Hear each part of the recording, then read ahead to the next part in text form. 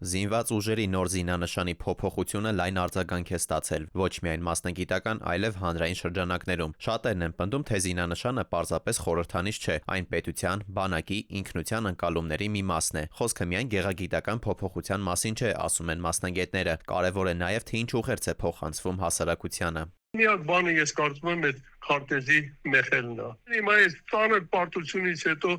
գուցե ընդհանուր վիճակը այնպիսին է, որ բավարարվենք մեր փոքրիկ խրճիթով։ Այդպես թելադրում են օտարները, այդպես թելադրում են մեր թշնամիները։ Մասնագետների գնահատմամբ հանրային դժգոհության պատճառներից մեկը նաև քննարկումների բացակայությունն է։ Թեև փոփոխությունները ներկայացվել են որպես տեխնիկական եւ խորհրդանշական ճշգրտումներ, շատերի կարծիքով նման որոշումները պետք է ավելի լայն մասնագիտական ու հասարակական քննարկման առարկա դառնային, մանավանդ այն դեպքում, երբ խոսքը բանակի խորհրդանիշի մասին է։ Եթե փոխեցին զինանշան, նշան, այնպես չէ, որ դրանից մենք զորեղանում ենք։ Քարտեզը ինչի ենք դնում դրա վրա։ Ինքը դա մի քիչ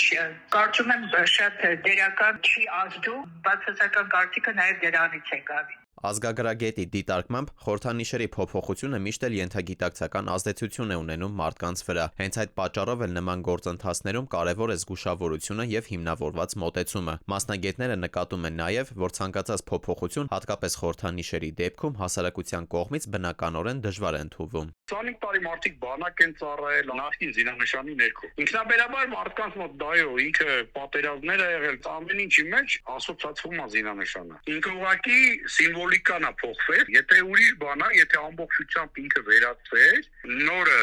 փակվեր, կարելի է դա հասկանալ, որ ինչի, բայց չի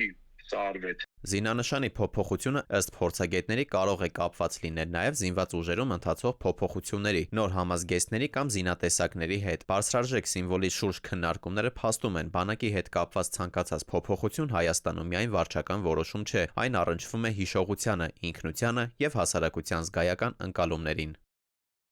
Դավիթ Թադևոսյան, ժամը լրատվական։